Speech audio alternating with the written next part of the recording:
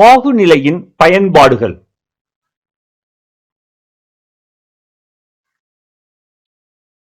இப்போது நாம் ஒவ்வொரு நாளும் உபயோகிக்கும் ஆனால் அரிதாகவே சிந்திக்கும் ஒன்றை பற்றி பேசப் போகிறோம். அதுதான் பாகுநிலை. தேன் ஏன் தண்ணீரை விட மெதுவாக நகர்கிறது? அல்லது கார்கள் மற்றும் இயந்திரங்களுக்கு இயந்திர எண்ணெயை ஏன் கவனமாக தேர்ந்தெடுக்கப்படுகிறது என்று நீங்கள் எப்போதாவது யோசித்திருக்கிறீர்களா? பாகுத்தன்மைதான் இதற்கெல்லாம் காரணம். இந்த எளிய பண்பு இயந்திரங்கள், மருத்துவம் மற்றும் புதுமையான சோதனைகளில் கூட எவ்வாறு பெரிய பங்கு வகிக்கிறது என்பதை ஆராய்வோம். பாகுநிலையின் பயன்பாடுகள். 1. இயந்திரங்களின் உயவு. 2. கருவி தடுப்பு மற்றும் தடுப்பி எண்ணெய். 3. மனித உடலில் இரத்த ஓட்டம். 4. மில்லிகன் எண்ணெய் துளி பரிசோதனை. முதலில் நாம் இயந்திரங்களின் உயவு பற்றி படிப்போம். கனரக இயந்திரங்களில் பாகங்கள் சீராக நகரவும் தேய்ந்து போகாமல் இருக்கவும் அதிக பாகுநிலை கொண்ட எண்ணெய்களை பயன்படுத்துகிறோம். கார்களில் வேகமான மற்றும் இலகுவான இயக்கத்திற்கு குறைந்த பாகுநிலை உள்ள எண்ணெயை பயன்படுத்துகிறோம். நினைவில் கொள்ளுங்கள், வெப்பநிலை அதிகரிக்கும் போது பாகுநிலை குறைகிறது. கனரக இயந்திரங்களுக்கு உராய்வை குறைக்க எண்ணெய் தேவை. பயன்படுத்தப்படும் எண்ணெய் அதிக பாகுநிலை கொண்டதாக இருக்க வேண்டும். இதனால் அதிகமாக நன்றாக 2 இயந்திர பாகங்களுக்கிடையே ஒட்டிக்கொண்டு ஒரு தடிமனான ஏட்டை அது உருவாக்குகிறது. இது உராய்வை குறைத்து தேய்மானத்தை குறைக்கிறது. கார் இயந்திரம் போன்ற இலகுவான இயந்திரங்களுக்கு மென்மையான இயக்கத்திற்கு குறைந்த பாகுநிலை கொண்ட எண்ணெயை பயன்படுத்துவது நல்லது.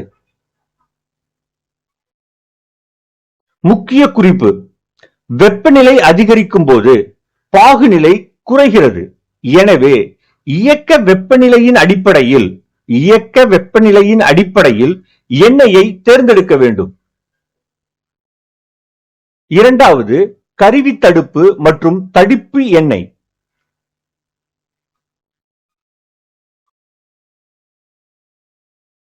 நீரியல் தடுப்பிகளில் அதிக பிசுபிசுப்பான தடுப்பி எண்ணெய் விசையை சமமாக பரிமாற்ற உதவுகிறது.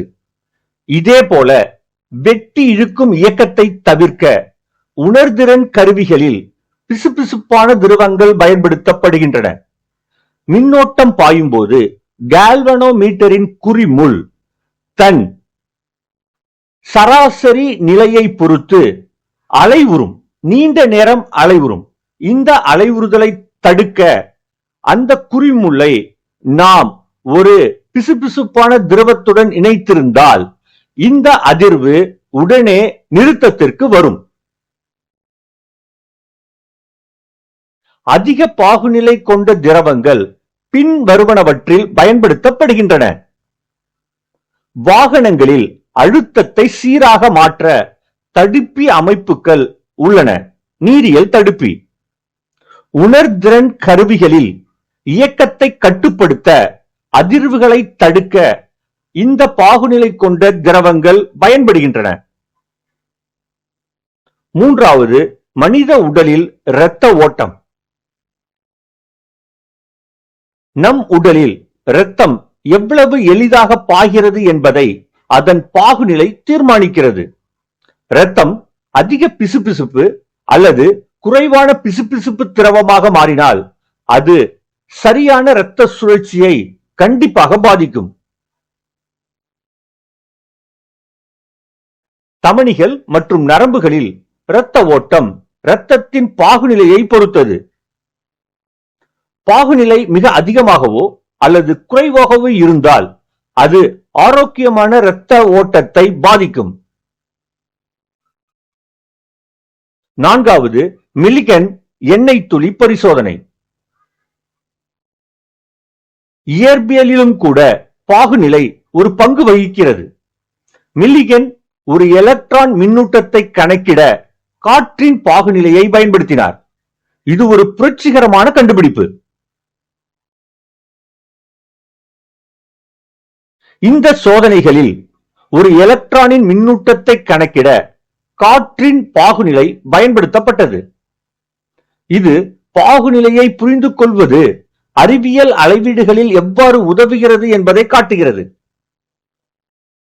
சுருக்க அட்டவணை. இயந்திரங்களின் உயவு வெப்பநிலையின் அடிப்படையில் சரியான எண்ணெயை தேர்ந்தெடுக்கிறது. கருவிகள், தடுப்பிகள். தடுப்பு மற்றும் மென்மையான அழுத்த பரிமாற்றத்திற்கு உதவுகிறது. மனித உடல் ஆரோக்கியமான இரத்த ஓட்டத்தை பராமரிக்கிறது. இயற்பியல் சோதனைகள் துல்லியமான அறிவியல் கணக்கீடுகளில் பயன்படுத்தப்படுகிறது. இப்பொழுது உங்களுக்கு தெரியும், பாகுநிலை என்பது வெறும் இயற்பியல் சொல் அல்ல, அது நம் அன்றாட வாழ்க்கையின் ஒரு முக்கிய பகுதியாகும். கனரக இயந்திரங்களை உயர்வூட்டுவது முதல் நம் உடலில் இரத்த ஓட்டத்துக்கு உதவுவது மற்றும் எலக்ட்ரான் மின்னூட்டத்தை அளவிடுவது வரை பாகுநிலை பல நடைமுறை பயன்பாடுகளை கொண்டுள்ளது.